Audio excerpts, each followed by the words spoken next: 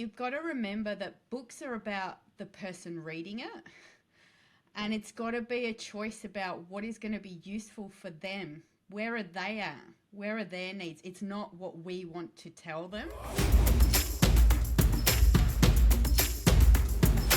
Hello and welcome to episode 69. All right, you guys. So today we're going to have a conversation around writing a book. Now, we definitely have done another episode on this, but I love bringing in lots of experts because we all have a slightly different take. And our next guest has a great little formula that she walks you through if you're considering writing a book for yourself, your business. And her name is Kelly Irving. Now, Kelly has an incredible background in journalism and all sort of facets of connection in publishing, which you'll learn about coming up. But she's done something else that I really like. She's created the expert author community, which has really picked up in the last year. She only opens the doors a couple times a year, and you get access to credible contacts, another community of people like yourself that are looking to create a book for their business, and also the business behind creating a book, which you'll hear about in this conversation. It's quite important to not just say, "Yay, I want to create a book," but really to understand the business of publishing and the strategy behind why you're going to do it. So she has this incredible write book method you're going to hear a little bit about, and some great tips just around your knowledge, and what can be done from a book perspective. So let's do this. Let's welcome Kelly to the show. Kelly, welcome to the show. I'm so excited you're here. How's it going? Thanks, Heather. Thanks for having me. I'm very excited about this conversation with you.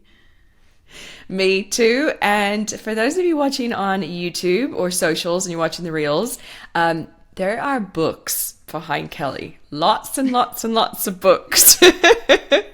I wonder how many of those books you've been involved in. Have you actually been involved in a lot of Yeah, this is my bookshelf. So everything you see behind me, I've had some kind of hand in. Yeah. There you go. Perfect.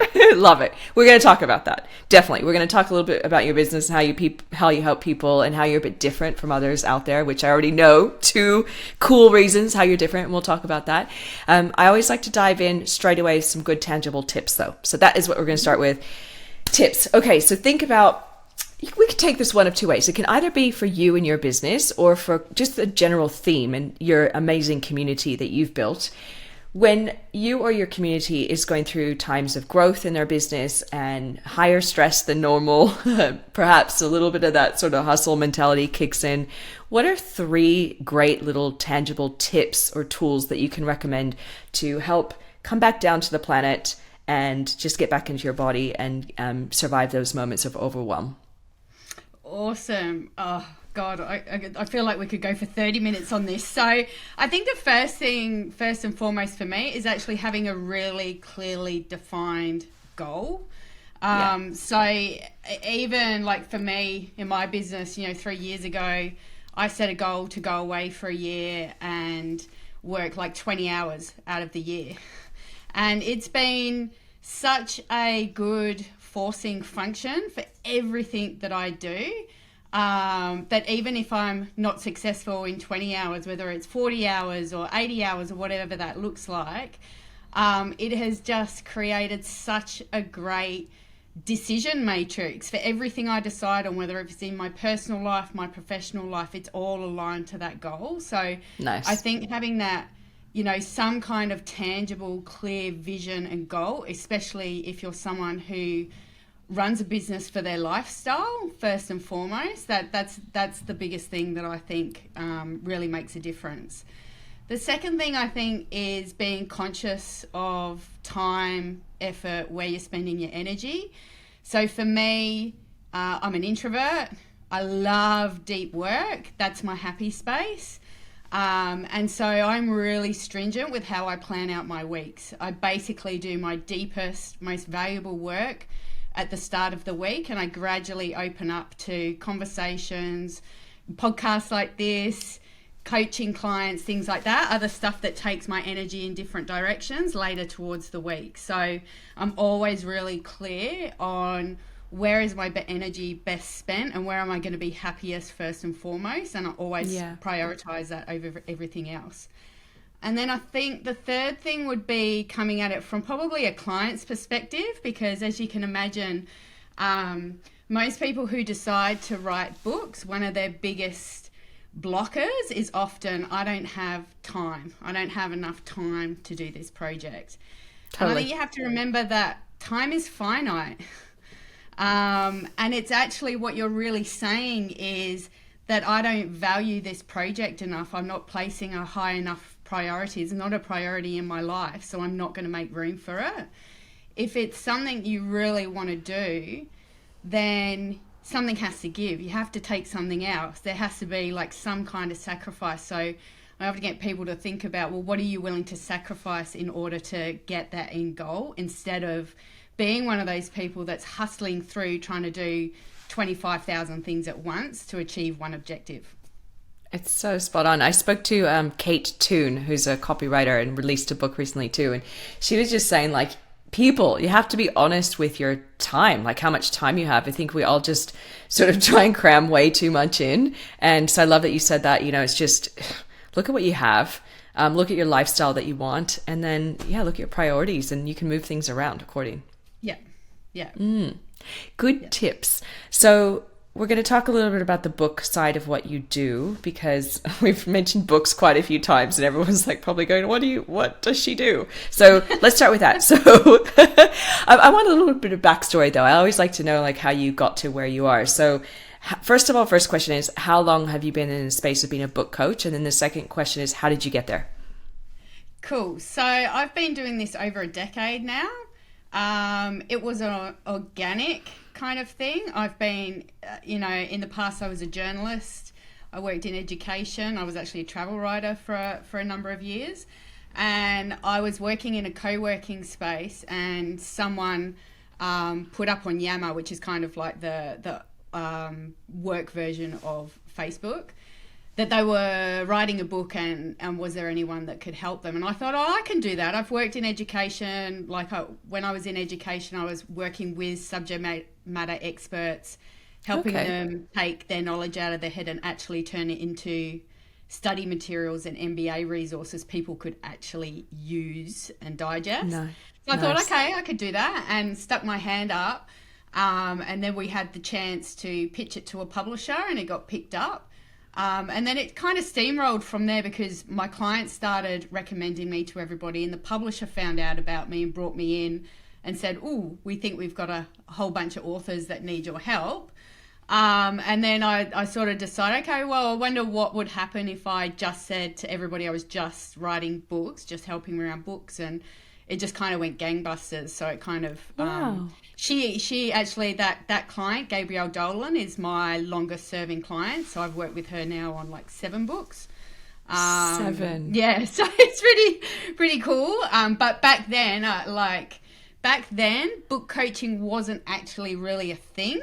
And traditionally people will come to an editor when they've already got a manuscript, and that was happening a lot, and that's often too late, because there's a lot of foundational aspects that you need to understand. So I was taking people back to the start, reworking a lot of stuff to get it kind of right. So it's interesting where the space has gone now, because I actually found the term from someone in America, and I was like, that's what I do.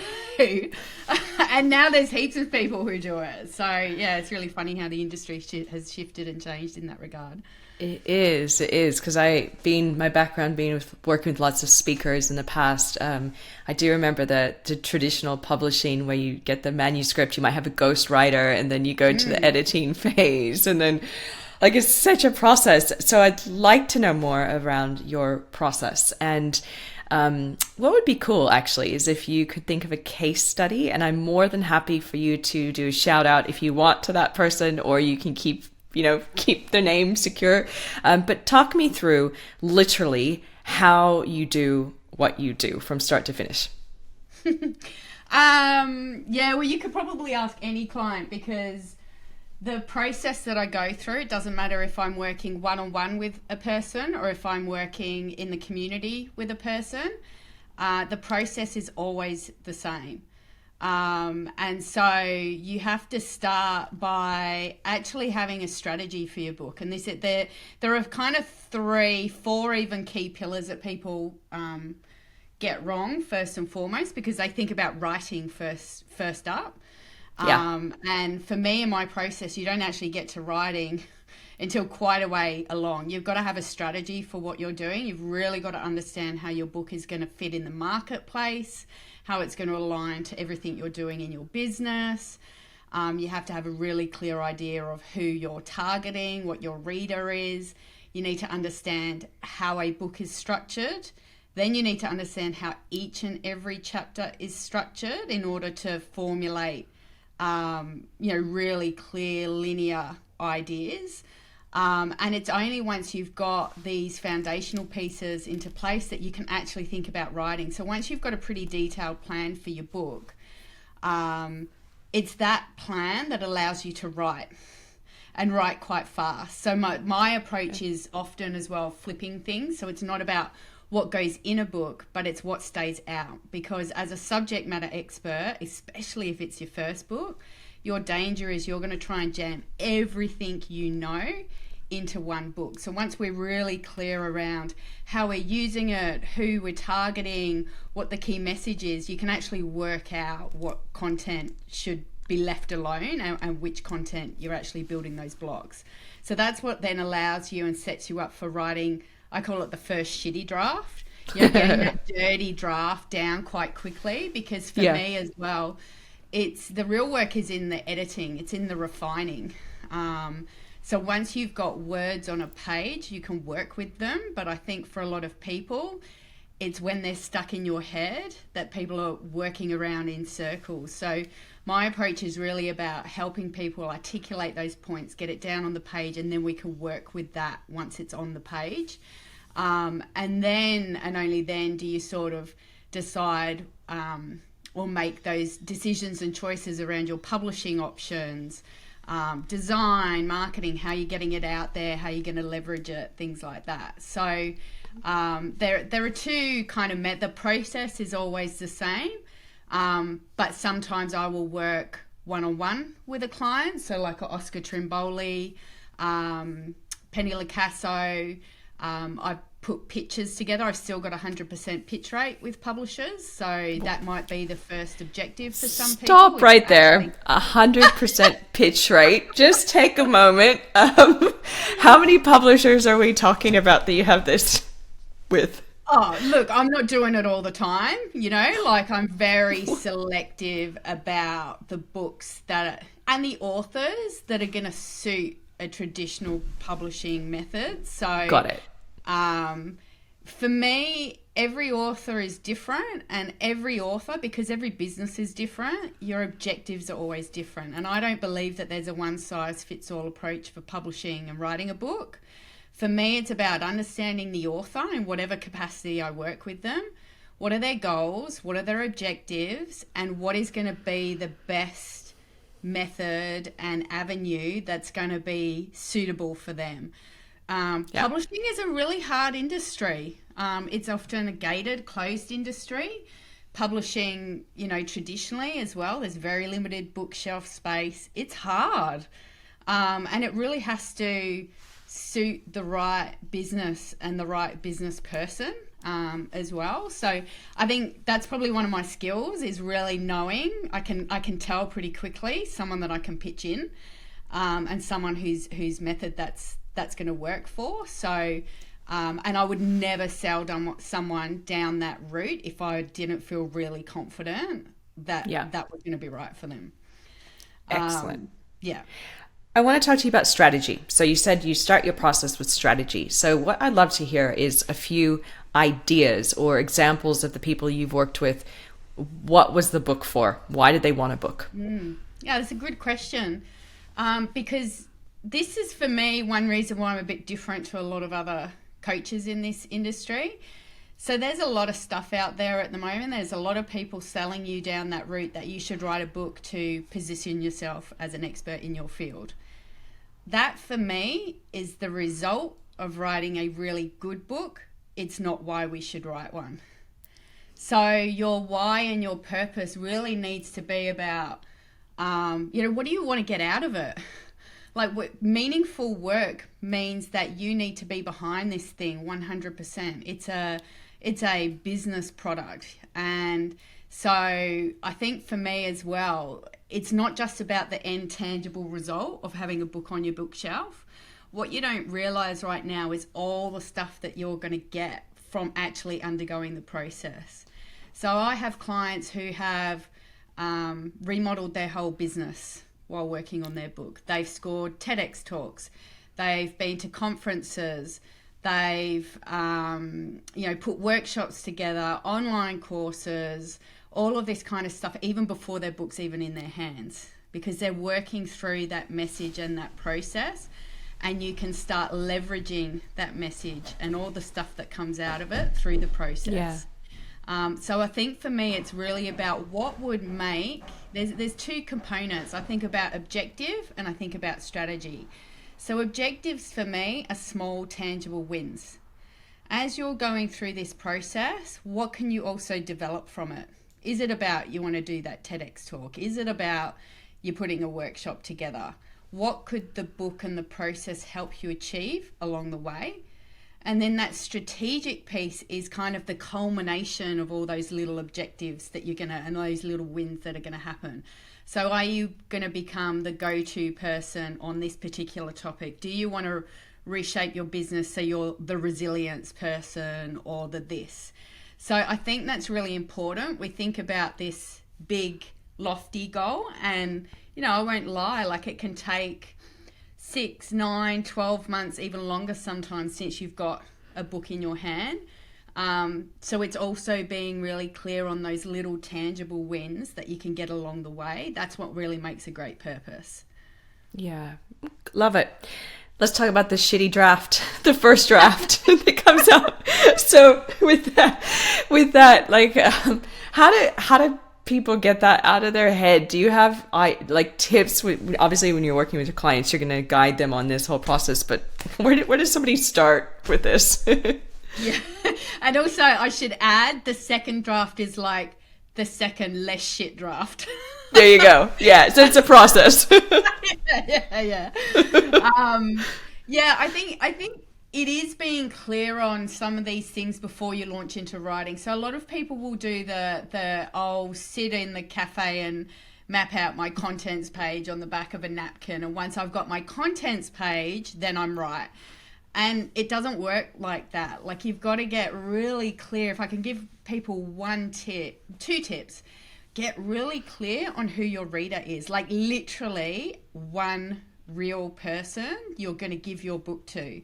And you are engaging them from the get-go. You've got to create a journey for them through the book. And then you've got to drive that, behavior behind it for them to purchase the book, or for you to, what do you want them to do once they've got the book in their hands? People think, and I think this is probably a classic business mistake as well, it's like we want to be all things to all people. But the more niche and the more micro and the more specific you can get, then the more you're going to have that ripple effect, and people are going to take something, because that's going to resonate with them that you had no idea, you had no intention of affecting that person in the first place. So you need to get really clear and specific to them. And I can't stress that enough, because I think as well as business owners, our tendency is that, we want to share our knowledge and our experience with other people. But you've got to remember that books are about the person reading it. And it's got to be a choice about what is going to be useful for them. Where are they at? Where are their needs? It's not what we want to tell them. And I see this a lot. It's such a subtle but really big difference, that there's a shift when people actually get that.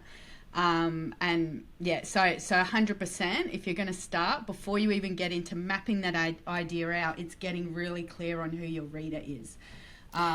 And then I won't dig into it too much, but the second step as well is actually understand publishing. Like, get out there, look at other books, look at how that industry works. I think for me, and this is what I love and why I think our community is quite different, these things are separated, but you need three things. You need to have publishing industry knowledge, because as a person who's going to write a book, you are entering into a business, and it is the business of publishing, and it is the business of selling books. And so you actually need to know how that industry operates so that you can navigate within that. The second thing is there's the editorial craft, and you could go to like the CAE or I don't know, all the, writer centers and stuff like that and learn the craft of writing, but you won't understand that. They won't give you that publishing know-how. And so you've got to have those two things at play. But equally, the third thing is you've got to have some business know-how, because you are the driver behind this book. And you'll see this and you'll hear this a lot now in the publishing industry. I think the industry is waking up to the fact that as soon as you decide to write a book, you're entering into that business, and you have to be a business behind that book. And I think that's a really new thing for publishing. But for me, it's having those three things, they're interconnected things. You've got to know how that industry operates. You got to have the business know-how to be able to get the understand the market and get it into your readers' hands. And then you've got to, understand how a book even works and how you put that together. So it's really important to have those three things at play. And that's what you do, right? To help shortcut and help people that want to do a book. That is that kind of 100%. The piece you bring. Yeah. Because I was just thinking, like who has time for that? There's gonna be so many people that they're like, I want to write a book, and the questions would be first, what goes into it. But I don't know anything about it. So with a couple questions on that, actually. First thing that came to my mind is, and we're going to talk about you as an editor now. Does the person have to be a good writer? Can they use a ghostwriter? Like, because all the time in my space when I'm building websites and doing social media marketing for people, they're like, well, what if I suck in front of the camera? Like, there's workarounds. There's always workarounds in my space. So from your perspective, do they have to be a good writer? Are there workarounds? Yeah, great question. No, you don't have to be a good writer to write a good book. Absolutely not. So my first client, I was mentioned Gabrielle Dolan. Failed English, was always told that was a terrible writer. She's kind of your classic. Charlotte Blair, her book has just come out. She's dyslexic. Always got told that she'd never amount to anything because she couldn't write, couldn't formulate things. This for me is the trick with writing. So we think about writing, but words for me is the icing on the cake. Where you go first, and what I help people do to unpack their commercial viability of their idea, it's about your thoughts, your intellectual property, your ideas.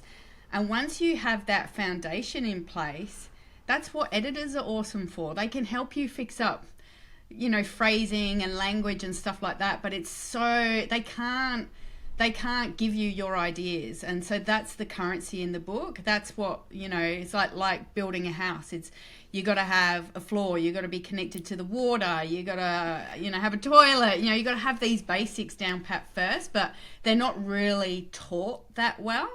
But there's help for the words and the language. Letitia's just published a book, and she's French. English is her second language. Robert, love it. I think English is his third language. Verena is like her fourth language.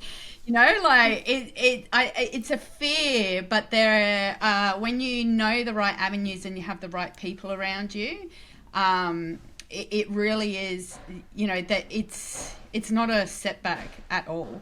It's just reframing and actually understanding that there's more high value things. And once you understand that and you have that structure in place, then there are other people as well who can help finesse it and make that sing for you later.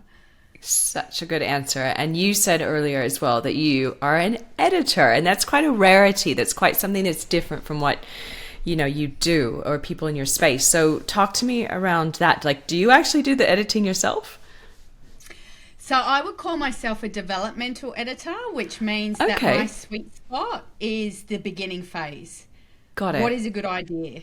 How do you make that commercial? It's kind of like, I don't call myself a business coach in any kind of capacity, but it is bringing a business brain to a book. and then working out as well, like what is that structure around the logical argument. So I can do all facets of editing, to finessing, that copy editing, all the little tips and tricks and details. But my love and my sweet spot is the beginning phase. So I do a lot less of the copy editing or the line by line these days. I do work with, when I do a pitch for someone, quite often, well, actually always, they will stay on and they'll work with me in a one-on-one capacity, so that when they're handing over their manuscript, they're handing over a really tight manuscript that's then essentially going through a proofread before it's published. But most of the time, especially in the community now, I sort of know everything. I know everything from what it takes to get an idea out of your head into what it takes to get it into your reader's hands. And that's really important.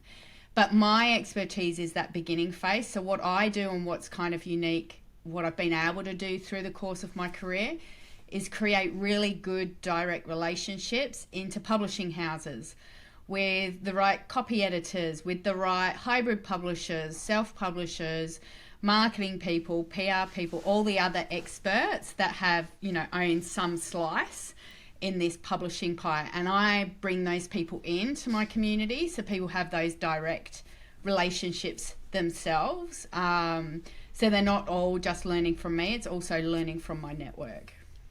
Very cool. So we're going to talk, I want to stop on the community piece right here too, because community is like everything. I just was actually speaking a couple days ago up in the Gold Coast, and every single speaker on this stage, including myself, spoke about the power of community. And especially after the pandemic, everyone is desperate for touch again and just human conversations. And you mentioned to me you have this community, and you just started talking about it here. So talk to me about your community. What is it? How does it work? Yeah, so we're called the Expert Author Community. And I think what I love about it is I didn't set out to build a community. I didn't suddenly go, okay, we need this. I'm going to build this for the people. It has grown organically over a period of time where I've listened to people. I've learnt from them. I've seen what they've resonated with. And I think a pivotal moment was actually hearing, it's kind of that classic, you think people are coming to you to learn how to write a book. But actually what they were taking away from being around other authors was, I feel a sense of belonging. Writing is a really vulnerable space to play in. I'm opening myself up to criticism. I'm learning how to use my voice in a way I haven't used before. And that was really eye-opening for me. I was like, whoa, like that is not something, I think it's like culture of an organization. It's not something you can build. It is created from the people within it. And then you need to learn how to harness that. So what I love about our community is now we are part course or part curriculum, which is the process that I've taught through. Step by step, people will walk through to develop their books. It is connections with industry experts. So there's myself. There's obviously these other elements, the people that I bring in for publishers and things for other people to have contact with. There's coaching with me. So, that's what plugs in the knowledge gaps, being continually motivated, knowing you can have your questions asked and answered. And then there's connections with other authors, because what I've seen is it's not just about me. Yes, it's my experience, but it's actually being with people like you who have undergone similar things, and you need to learn from their experiences in terms of what you will or even what you won't do. And so that's kind of in essence what we are. And it's kind of interesting. I think community is interesting in terms of, I think there's a lot of people saying they run communities, but does it actually work like a community? It's different from being on a Facebook community or a Facebook group. We're a dedicated community platform. We're not on Facebook. For me, I see my role as making a great environment for people's ideas to thrive. And I'm just a facilitator of that environment. Love it. Yeah. How long again have you been doing the community piece? I it's shifted and changes over the years, but we've been on this dedicated platform and creating in this way for like just over a year, So good. and it's really taken off like since we've moved over. And I'm super excited by all the stuff that we've got going on in there. So, we had a book launch on Friday, and Yeah. you're talking about face to face. We had a book launch on Friday in Melbourne, but it was a Sydney author, so she flew all the way to Melbourne for a launch, and there was like 10 to 12 of us who went for, hadn't met before, but we all went to this author's launch. It was awesome. That's so cool that you're creating this. Oh my gosh. So wow. So can people choose? Can they work with you one on one and then also choose the group sort of thing? Yeah, that's a great question. So my preference is always for people to start in the group first. And the Nice. reason why, and then they get the option to stick up their hand for one-on-one. We have a couple of like special exclusive classes within the group that are optional extras, like where I'll feedback on their work and stuff. But the reason why it makes sense to join in the community first is if I was going to do a session with someone, I would say do this, this, this, and that. Then they would go away and do it. Whereas for pretty much the same price, you join in the community, you've got access to all of this stuff, you've got the process there. And then it makes more sense to stick up your hand for one-on-one because you've already raised the benchmark forward. So I can, once you've got that understanding and that learning, I can, once you're ready for that one, I can accelerate you even further rather than just telling you, hey, do this, and then giving you a round of feedback on it. So there are absolutely options for working one-on-one with me and getting that more tailored feedback. But my preference is always come into the group, experience what we're about, understand what you're going to go through, because I think you're expert, you don't know what you don't know. Learn what the process is, and then when you stick up your hand for one-on-one, we can get you way further than you could when you first start out. Brilliant. And where do people actually go to start this process of going into the group and maybe doing some work with you if they want to? Yeah, come over to expertauthor.community. We're about to open up our next intake. We have 2 intakes, December and June. So we'll be running an open house session soon, so you can actually meet some members, meet our guests, and get a sense for what it's about. So I really like what you're building. I get that it's such a great place to be, because trying to launch anything on your own it's hard work, and having everyone that's on that journey with you, it's absolutely brilliant. So yeah, it is hard work. Yeah. And I think that it's like every community. I think there's aspects that come out of it that you are not necessarily what you go in for. So we've had authors launch podcasts together. Wow. They're doing work together. They're using each other's networks. We had 3 authors all write different books in the healthcare space. They ended up doing a series of LinkedIn Lives together for like a year, I think, and utilizing each other's networks. So I think that's what I love about community most, is the connections that you make and where those connections can take you if you're open-minded to things. So good. Are there any trends for topics that are working really, really well right now? In terms of books? Books, yeah. So Look, Heather, that's a really good question. I think the thing with publishing is it's really hard to predict trends these days. yeah, In the past, publishers would have looked for trends. I think just given the nature of how much data we're consuming, the time it takes to get some things to publication, what you think will be topical may not be topical by the time you get it out. So, I mean, a classic case at the moment would probably be technology. Like the advent of AI. I find this really interesting. I'm a judge on the Australian Business Book Awards, and there was talk this year of taking out the technology category because it's you've hardly had any entries in the past. Okay. And I was like, I don't think we should do that this year. No way. And oh my God. we kept it in, and there were, it would far surpass some of the other categories, and I reckon next year there'll be even more. And I had an author, Donna McGeorge, so she put out a book this year on Chat GPT, And the whole intention of the publisher was to be first to market on that topic. Now, there's heaps of books on that topic. But if you're writing a book now and you think, oh, AI is a hot topic, I'm going to write my book, you've got to think, but is it going to be a hot topic in 12 months' time? We're all probably going to be over it. So it's really hard because you have to forward think. I think definitely, you'll see, and you would have seen in the last 12 months, resilience, mental health, anything health related like that, especially in terms of mental health. I think it's always been pretty popular, but is definitely grown since the pandemic. I think it will always sort of track around, but it's topics like that, like a saturated market is a good thing because it means people are buying that topic. Yeah. But you need to own your little slice of the pie in that topic. And I think that's the key, what makes it's a great topic, but what makes you different in that topic. Same with finance, there's always going to be a need for finance, but what makes you unique in that topic? So it's hard, you have to think ahead, but equally I think, any publisher will tell you, sometimes there are really, really great books that just for some reason don't take off. And there are really mediocre books that for some reason completely take off. Exactly. Yeah, it's really hard, but think ahead. I think that's for me why writing a book, you should never be deferred from doing it.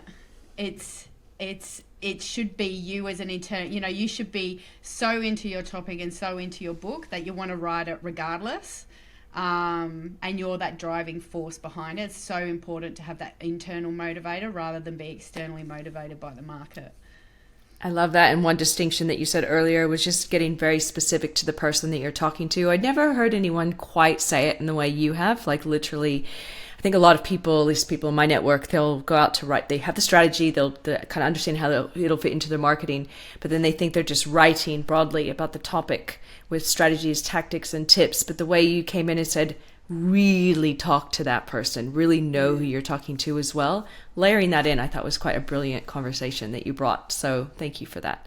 As we wrap up, any last ideas, comments, things that you want to share around, could be anything that we talked about, could be around hustle, it could be around books, trends, whatever. But what's the last closing comment from you? I don't know, Heather, how can I help you? That would be my last comment. You've been so generous to open up your time and talk to me today. What's one thing that the listeners could do for you? This is I've interviewed a lot of people and this is a really beautiful, interesting end. It's almost got me going, whoa, this is such a great question. Thank you for asking. My gosh. Well, I'm big into community right now too. That's why I do this podcast, because I want to meet really cool people and know them and get to know who they are. So I guess my thing would be, let's stay in touch and continue to have conversations. And if you know anybody that needs help in the sort of digital marketing website space, that's where I play. So I know my listeners know that too. And if you're listening in, if you think that there's a podcast that Heather should get on, then let her know. Absolutely. Any cool people, bring them to me, you guys. I'm all about meeting amazing people doing good things in the world. So yeah, that's excellent. Thank you for asking that question, Kelly. Appreciate it. No worries. So as we wrap up, remind them, where do they go and find you again? What's your website? And if on the socials, where do they go and search for? Yeah, just Google expertauthor.community, or you can search by my name, kellyirving.com. You can find me on LinkedIn. That's probably where I most play. But also, lastly, if you do want to have a go, they want to take that first step with getting an idea out of your head, then go to Kelly Irving/Canvas. There's a really great tool that I use with authors. First steps, how do you take an idea out of your head? You'll be really surprised at what you can come up with in 15 minutes. So highly recommend you head there.